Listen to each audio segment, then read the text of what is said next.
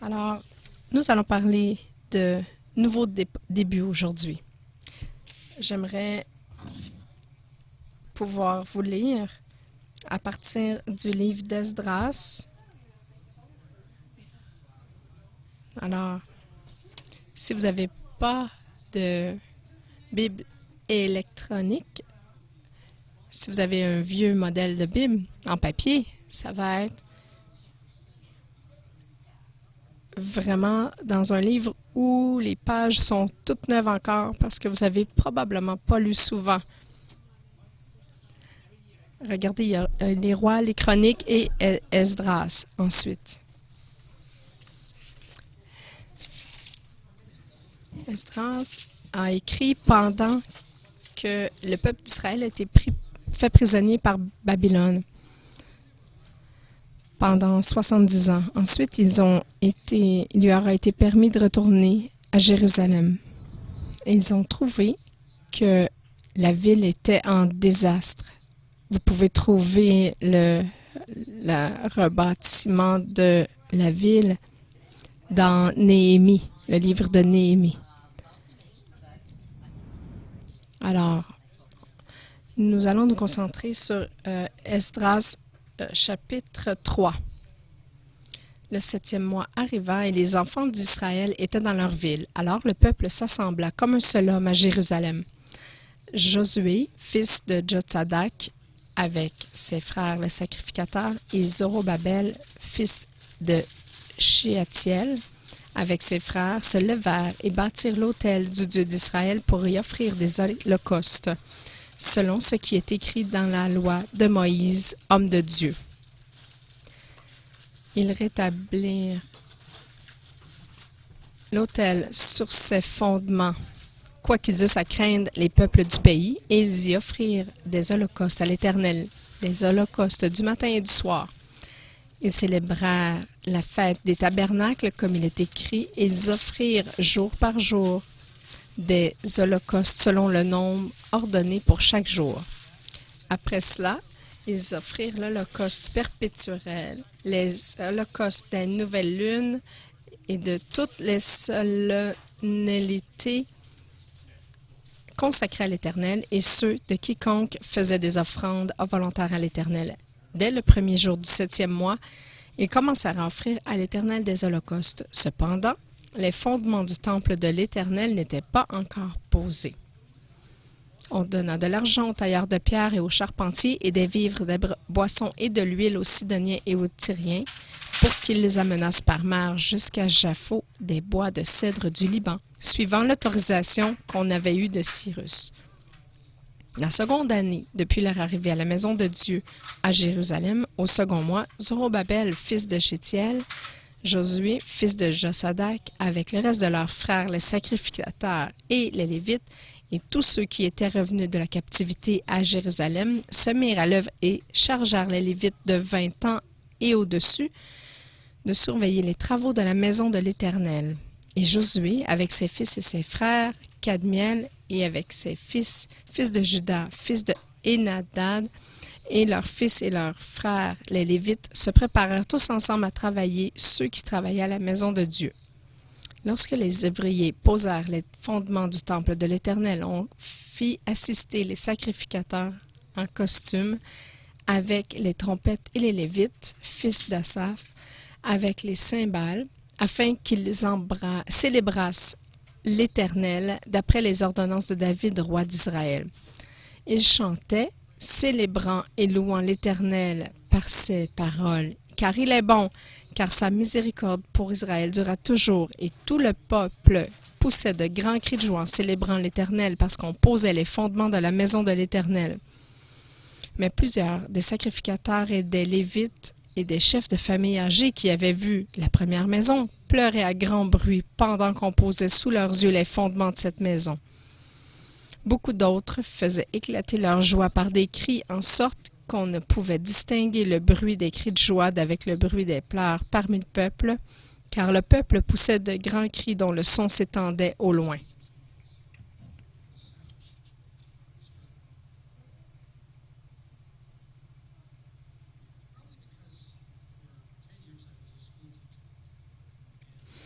Lorsque j'étais professeur et ensuite pour les 15-20 années suivantes, mes enfants ont été à l'école.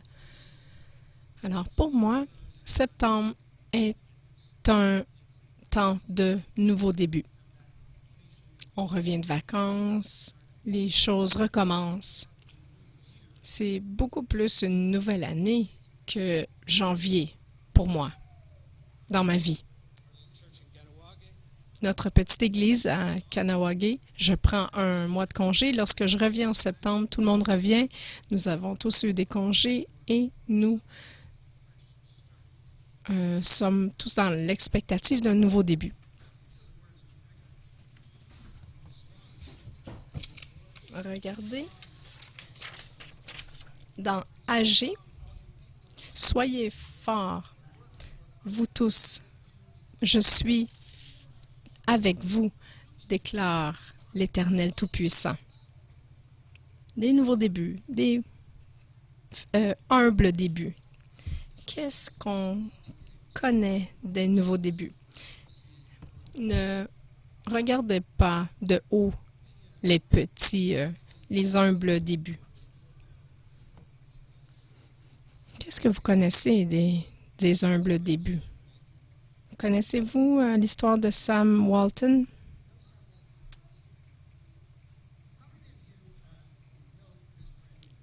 Combien d'entre vous connaissez le nom Walmart? Sam Walton, en 1947, après son retour de guerre en 1947, a acheté un petit magasin et il a décidé qu'il le ferait différent des autres magasins qu'il connaissait. Et aujourd'hui, ce petit magasin est maintenant une plague bleue qui se répand à travers le globe. C'est partout. Combien d'entre vous sont allés chez Walmart dans la dernière semaine? Confessez. Moi, j'y vais environ 4 fois par semaine. Qui connaît Howard Schultz?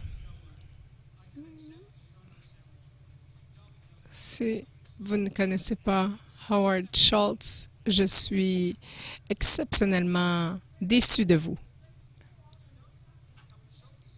Le connaissiez-vous?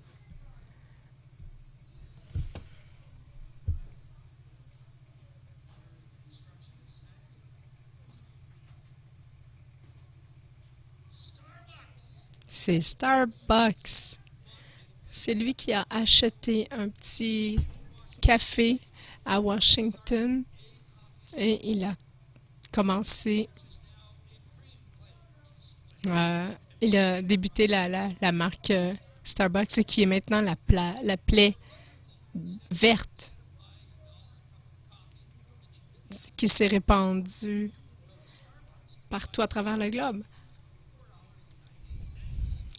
Au lieu d'acheter un café à 1 dollar à quelque part, vous pouvez acheter le même café à 4,85 $. Et vous pouvez avoir des décorations dedans, vous pouvez acheter toutes sortes de variations.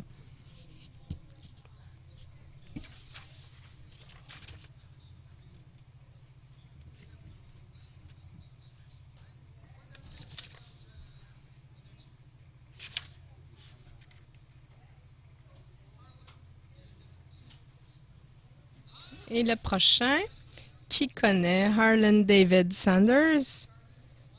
Il a commencé, il a une plaie rouge à travers toute la planète. C'est le poulet frit Kentucky.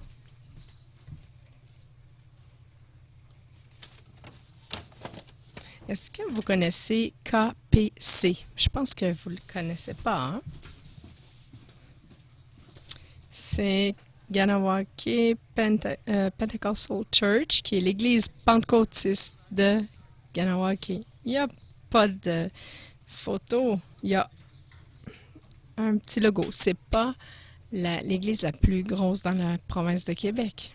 C'est probablement une des plus petites. Qu'est-ce que je fais là?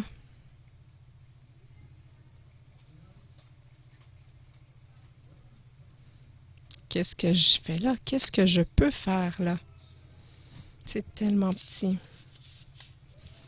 comparé à la grandeur de la province. Nous sommes 10, 12 croyants qui se rassemblent là chaque semaine. Mais il y a 7000 personnes de Premières Nations à Kanawake. La plupart d'entre eux ne veulent pas être impliqués avec l'Évangile pour toutes sortes de raisons. Écoutez, on est 10, mais avec Dieu, 10 plus Dieu, c'est la majorité.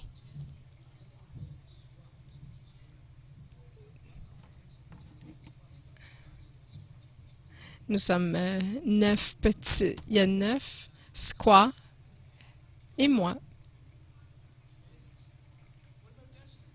Et que dire de Destiny, l'église Destinée ici? Vous n'êtes pas la plus grande église sur la rive sud non plus. Ce titre-là revient à l'église Nouvelle Vie, qui a commencé avec quelques quelques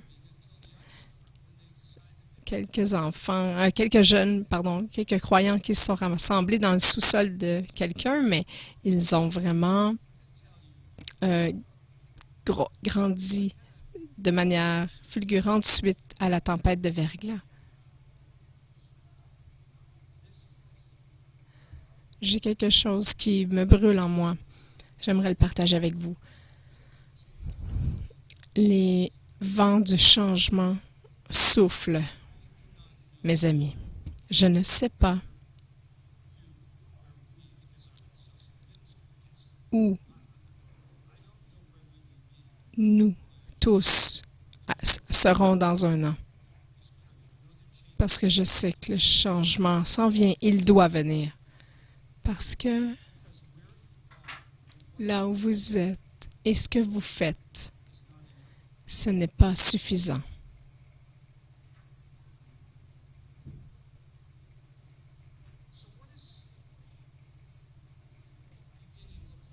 Alors, à quoi ça ressemble un début en tant qu'individu ou en tant qu'organisation? Commencer à nouveau. Il y a des temps dans nos vies où nous devons recommencer à nouveau avec Dieu. Parfois, c'est dû à un péché délibéré ou de la rébellion. Parfois, il y a juste un petit un éloignement graduel de notre premier amour et de nos valeurs. Parfois, c'est juste qu'on est fatigué de la routine. C'est de la fatigue. Ou parfois, on a rejoint, on a atteint un certain âge où on se dit, là, je suis fatigué. J'ai fait ça pendant un certain nombre d'années et là, maintenant, j'ai passé mon tour.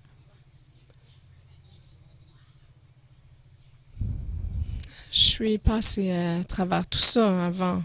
J'ai vu tellement de choses. J'ai vu tellement de redébuts, renouveau. Le texte de Ezra que je vous ai lu. Il y a un désir de rebâtir les fondations du temple.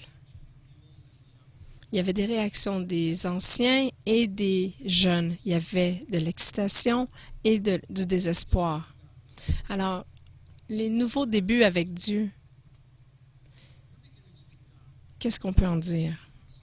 Ils sont possibles, peu importe où vous vous trouvez spirituellement.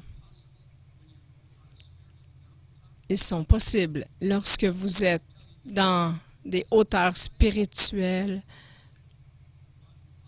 Je peux vous dire, je suis en feu à propos de la prière,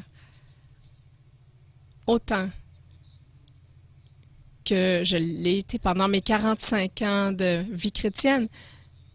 Mais il y a des temps où j'ai été tellement bas spirituellement. Je peux je peux vous épargner les détails, mais c'est l'histoire d'Israël qui se répète comme sur une montagne russe, avec des hauts et des bas. Si j'étais Dieu, j'aurais abandonné Israël tellement plus tôt. Mais Dieu n'a jamais vraiment abandonné Israël. Si vous travaillez avec des gens qui sont des projets en cours, en passant, c'est nous tous, alors il peut y avoir des moments où vous pourriez sentir qu'il y a des moments où ils ne comprennent pas assez rapidement que vous le souhaiteriez. Mais Israël, c'est la même chose. Ils ont des temps merveilleux avec Dieu. Et là, le péché arrive. Et là, ils redescendent. Et ils sont faits prisonniers. Ils se font voler leurs biens. Ils prennent leurs femmes. Ensuite, ils se repentent. Dieu les rappelle. Ils reviennent. Ils montent. Et là, ils redescendent. Ils remontent. Ils redescendent. Ils remontent. C'est correct, parce que Dieu est le Dieu d'Israël. Et c'est correct. Nous avons le roi David qui se repent. J'aime ce que la Bible enseigne à propos du roi David. Peut-être parce que je m'appelle David moi aussi. Je suis assez royal la plupart du temps, quand même. Vous pourrez vous prosterner un peu plus tard. Mais, blague à part,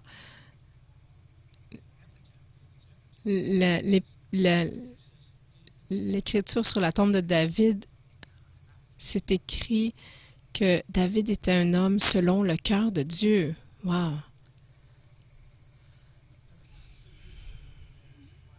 Après avoir séduit la femme de notre homme, l'avoir mis enceinte, le tuer cet homme pour que le péché ne soit pas découvert.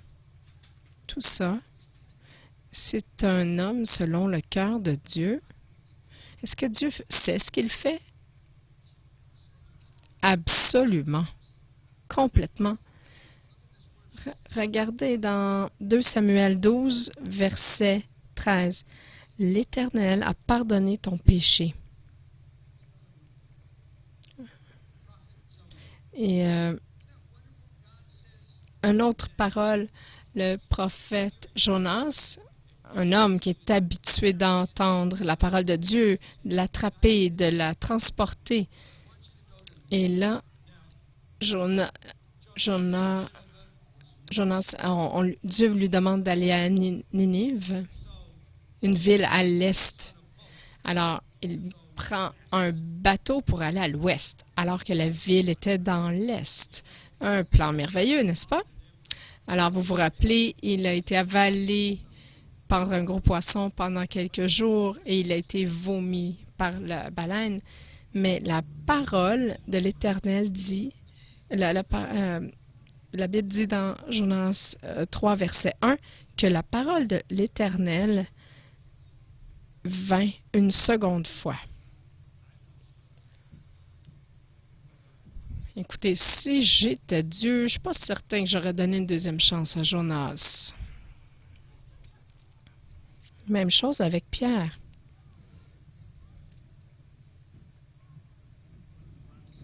Une des histoires de la Bible qui vient me chercher le plus profondément dans mon esprit, c'est l'histoire de Pierre qui, après avoir renié le Seigneur 3 fois, qu'il s'est sauvé comme un lâche.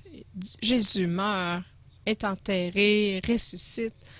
Et là, Pierre se cache. Il se cache derrière le travail qu'il a toujours fait. Il pêche des poissons. Il pêche toute la nuit. parce que c'est là que c'est le plus productif. Alors, au matin, ils s'en vont sur la plage et là, il y a quelqu'un sur le rivage qui fait un feu et il y a quelqu'un qui se tient debout et qui dit « Mets ton filet de l'autre côté du bateau ». Et ils font ça et ils attrapent encore ils attrapent un énorme amas de poissons qu'ils n'ont pas attrapé du tout pendant la nuit. Alors, là, Pierre voit que c'est le Seigneur. Il saute du bateau, rejoint la rive à la nage et il se retrouve face à face avec Jésus. Jésus est déjà en train de cuire un peu de poisson sur le feu. Et Jésus dit à Pierre, amène un peu de tes poissons, on va les faire cuire ensemble. Et là, ils ont une conversation ensemble. Jésus, il regarde Pierre dans les yeux. Et il dit, est-ce que tu m'aimes? Il demande à Pierre, est-ce que tu m'aimes? Pierre dit, tu sais que je t'aime, Seigneur. Pierre, est-ce que tu m'aimes vraiment? Il lui demande ça 3 fois.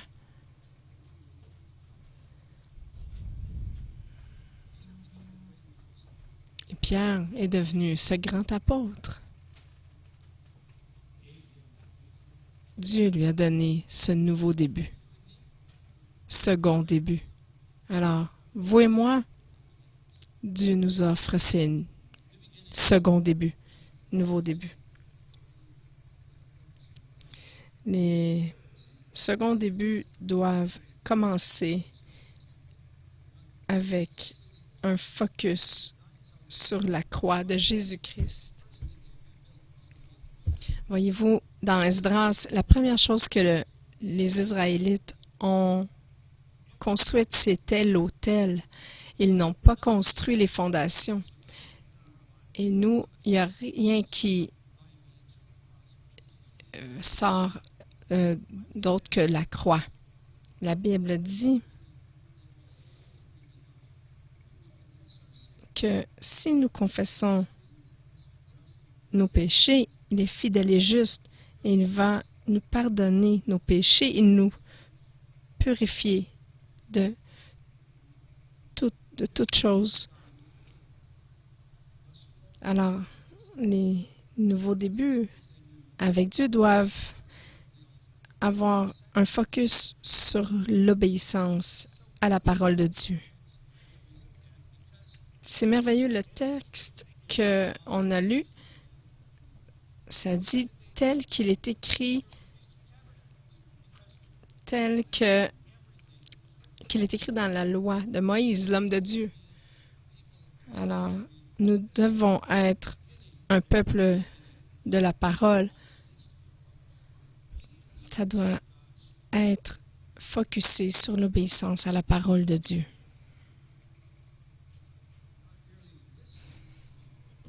Ne faites pas qu'écouter la parole, les Écritures et par là nous tromper. Faites ce que ça dit.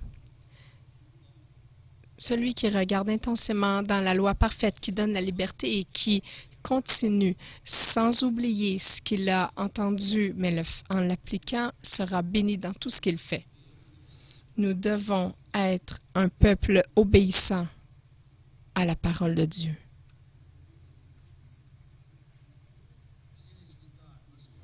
Les nouveaux débuts avec Dieu doivent être focusés sur la construction de sa maison.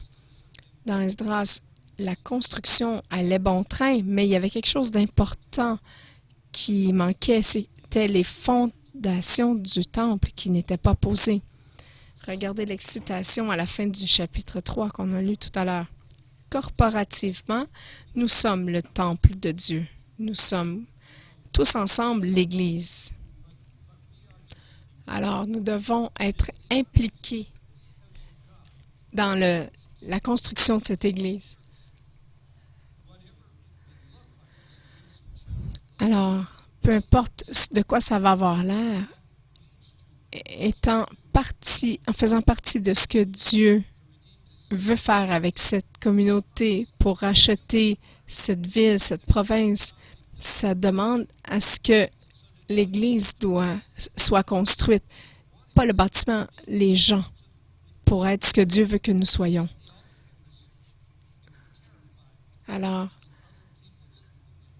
les Israélites ont bâti l'autel parce qu'ils avaient peur des autres peuples. Être ce que nous sommes appelés à être, demande du courage pour se tenir. Nous devons croire que nous sommes la seule solution pour notre communauté, que nous sommes la seule solution. Alors moi, avec l'Église que nous avons à Ganawake, nous sommes la seule solution pour cette communauté. Il n'y a pas de vraie réponse de réponse authentique ou fiable dans les services sociaux, dans les banques de nourriture, toutes ces choses. Il n'y a pas de réponse dans l'Église traditionnelle. S'il y en avait une, nous serions tous dans une de ces églises et non pas ici.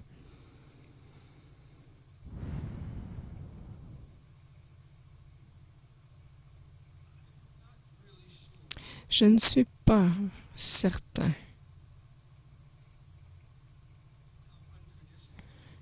comment non traditionnel vous êtes, en fait. Il y a des choses que nous sentons tous qui font partie de la tradition et on s'en rendrait compte si on commençait à l'éplucher un petit peu. Mais être dans la maison de Dieu demande de donner de nos ressources. Et c'est le temps, le talent qu'on a, les trésors que nous avons. J'ai fait attention à l'ordre dans lequel je viens de dire ces trois choses parce que c'est tellement facile de parler de comment l'Église a besoin de notre argent. Et c'est la chose la plus facile à donner. Vous savez, l'argent, je devais vous mettre dans un coin et être très méchant avec vous. Et vous... Okay. C'est pas vrai, là. Je fais juste...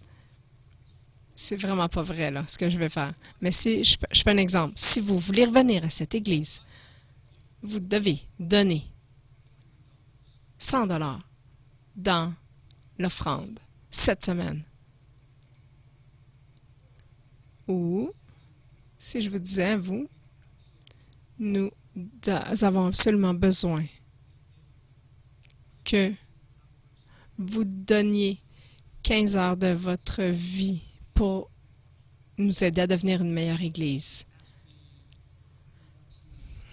Si vous deviez me demander à moi trouver 100 $ ou de trouver 15 heures de plus dans ma semaine, je dois vous le dire que, je ne sais pas si j'ai 100 $, mais je pourrais oui, je pourrais donner 100 $. Et vous savez quoi? Je le ferai. Parce que c'est plus facile que de donner 15 heures de mon temps et d'être disponible. Et que dire de mes talents? Qu'est-ce que j'amène à l'Église? Vous savez, je sais ce que je sais. Parce que Dieu nous donne à chacun de nous des talents naturels, des habiletés naturelles. Dieu nous donne, nous qui sommes croyants, des dons spirituels. Alors, afin que nous puissions investir et bâtir la sorte d'Église qui sera efficace dans ce monde aujourd'hui. Alors, comment est-ce que vous faites ça? Vous devez être certain que votre temps, vos talents, vos trésors sont rendus disponibles. Si vous étiez à Ganawake, je vous donnerais une liste des gens qui ont besoin de s'impliquer dans l'Église. Nous avons besoin d'un trésorier, quelqu'un qui conduit la louange, quelqu'un qui accueille les gens, quelqu'un qui est responsable des ordinateurs pour le PowerPoint. Nous avons besoin d'un service social, un entretien. J'ai une liste. C'est posté sur notre bulletin. Et nous attendons que les gens s'inscrivent. Et attendre, ce n'est pas quelque chose qui fait partie de mes talents. Un rôle pastoral dans une église dénominationnelle traditionnelle. J'ai travaillé pendant 30 ans à l'armée du salut. Leur manière de travailler était merveilleuse. Ça disait tout simplement, on a besoin de quelqu'un pour l'entretien. Pour les 3 prochaines semaines, 1, 2, 3, voilà, merci. Lundi, mercredi, samedi. Et je vous dirais, moi, j'aime pas déléguer, j'aime commander. Mais si vous devez être cette Église forte, vous devez avoir du temps, des talents et des trésors.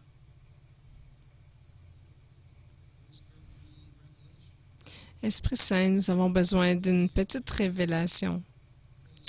Parce que moi, je vous donne l'information, mais l'Esprit Saint vous donne la révélation.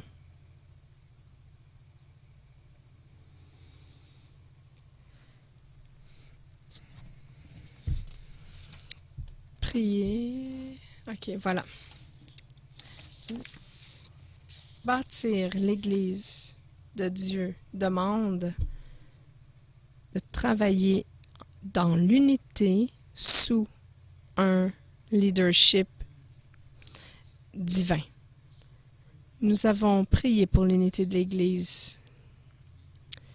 Nous avons prié pour cette unité dans le corps de Christ. C'est tellement important que vous compreniez la valeur du travail dans l'unité ensemble.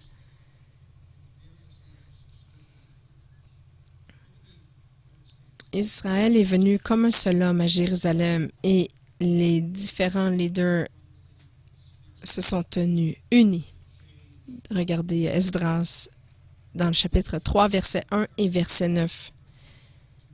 L'ennemi sait diviser et conquérir, mais regardez Éphésiens 4, verset 3, faites l'effort de garder l'unité de l'esprit par le lien de la paix. Dieu, lorsqu'il a monté l'Église, est-ce qu'il a orchestré cette Église et il a mis un don d'unité dedans. L'unité, ça ne veut pas dire d'accepter tout. Il devrait avoir une manière de dialoguer à propos de ça, d'exprimer son opinion de façon adéquate. Mais ultimement, ça veut dire que nous nous soumettons au consensus, au leadership. Ça requiert une emphase renouvelée sur l'adoration corporative. Nous comprenons de ce quoi ça a l'air actuellement ici. Mais si les vents du changement changent le contexte radicalement, où en sera l'adoration? Comment était l'adoration dans l'Église à ses débuts? La question reste, on n'a aucun indice, on n'a aucune idée. La Bible nous dit rien à propos de l'adoration, comment c'était au début. On sait seulement qu'ils se rencontraient de maison en maison, partageaient des repas. Jérusalem avait une église. Jérusalem avait un temple, mais à l'extérieur de Jérusalem, on n'a aucune idée qu'est-ce que l'Église faisait. Outre le fait qu'ils étaient dévoués à la parole de Dieu et à Dieu lui-même, de quoi avait l'air l'adoration? Si Dieu change la forme, nous devons être très prudents pour bouger avec Dieu.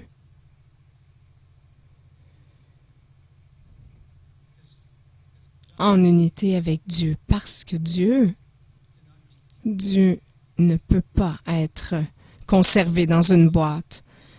Il ne peut pas être statique. Il ne peut pas être manipulé non plus. Dans l'Écriture, on dit toujours, on voit Dieu se révéler de nouvelles manières.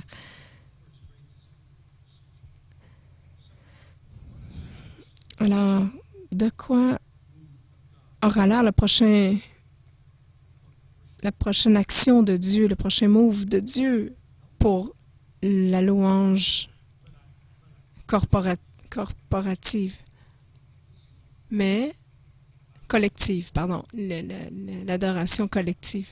Mais je veux être ouvert, entendre et bouger lorsque l'Esprit de Dieu va bouger. Si l'Esprit de Dieu est là, je vais être là. Si l'Esprit de Dieu décide qu'il veut être dans les parcs publics, maintenant, je veux être dans un parc moi aussi. S'il veut être dans le sous-sol de chez quelqu'un, c'est là que je veux être.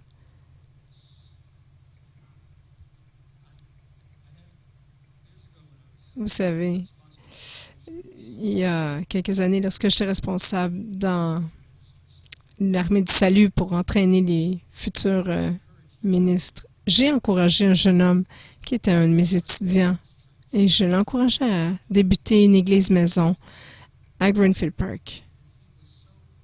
Il était tellement excité alors qu'il a commencé à lire un petit peu, faire un petit peu. Je suis allée dans le sous-sol, dans sa maison, et je m'attendais à quelque chose que j'avais déjà expérimenté dans des petits groupes dans le passé.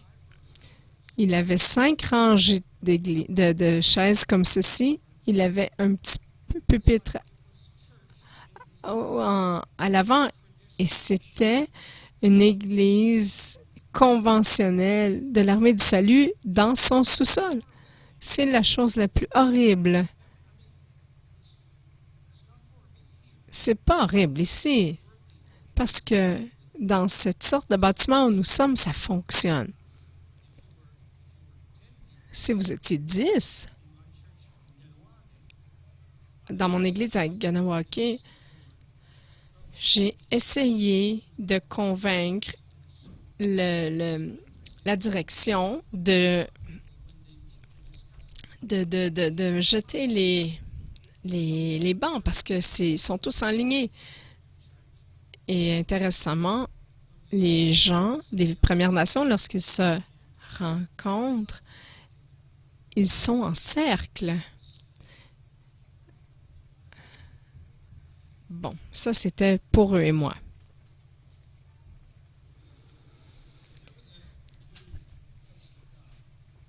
Peu importe de quoi va avoir la nouvelle maison de Dieu, ça va requérir quelque chose de vieux et quelque chose de nouveau. Vous savez, il y a un danger d'aller dans une direction ou l'autre. Il y a un danger en allant dans la direction que les vieux saints, je pourrais en nommer 6 là, mais bon, si on a juste les vieux saints qui dirigent le spectacle, mais il y a aussi un danger que ce soit seulement les tout nouveaux, les nouveaux jeunes là, qui dirigent. Dans ce passage qu'on a lu, il y avait des jeunes et il y avait des vieux. Il y avait les jeunes qui étaient excités de voir les fondations du temple, mais les vieux pleuraient parce qu'ils avaient connu la grande gloire, la plus grande gloire du premier temple. Alors il y a deux dangers. De regarder d'une direction ou de l'autre. Il faut trouver une manière d'amener le nouveau et le vieux ensemble. Alors que nous avançons, alors de quoi a l'air un second début avec Dieu? Nous sommes en septembre. C'est le temps de mettre une nouvelle couche de peinture. Quelle est votre responsabilité? Quel est votre rôle à vous dans la construction de cette Église? Qu'apportez-vous? Votre temps, vos ressources, vos idées, votre argent? Qu'est-ce que Dieu vous a dit aujourd'hui? Qu'est-ce que Dieu vous dit alors que vous écoutez? Est-ce que Dieu vous a dit quelque chose? Avez-vous un petit défi, un petit pincement, quelque chose qui vous motive? Et si oui, que ferez-vous? Parce que vous savez, enseigner, prêcher, c'est pas simplement de l'information, c'est pour un changement de notre compréhension, de notre pensée, pour un changement de comment nous agissons. Qu'avez-vous besoin de faire? Que ferez-vous? Comment le ferez-vous et quand? Parce que vous savez, la nature humaine est merveilleuse, n'est-ce pas? Elle est telle que lorsque Dieu vous parle et vous ne le faites pas rapidement dans les 48 prochaines heures, ça ne va rien faire. Ça ne va rien produire. Alors, est-ce qu'il y a quelque chose que vous devez faire?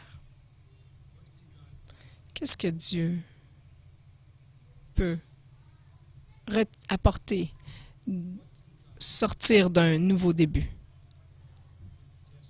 Qu'est-ce que Dieu fera alors que des vents de changement soufflent sur Destiny pour la faire telle qu'elle devrait être? Vous avez un leader qui est visionnaire, mais ça ne veut pas dire qu'il n'y a pas de place pour que vous puissiez partager votre vision. Mon petit groupe de vieux leaders ont eu des merveilleuses idées à propos de ce que les pasteurs devraient faire. Mais ils comprennent que dès qu'ils viennent avec une merveilleuse idée, le pasteur dit « Je pense que c'est une excellente idée que tu as pour toi-même. » Alors,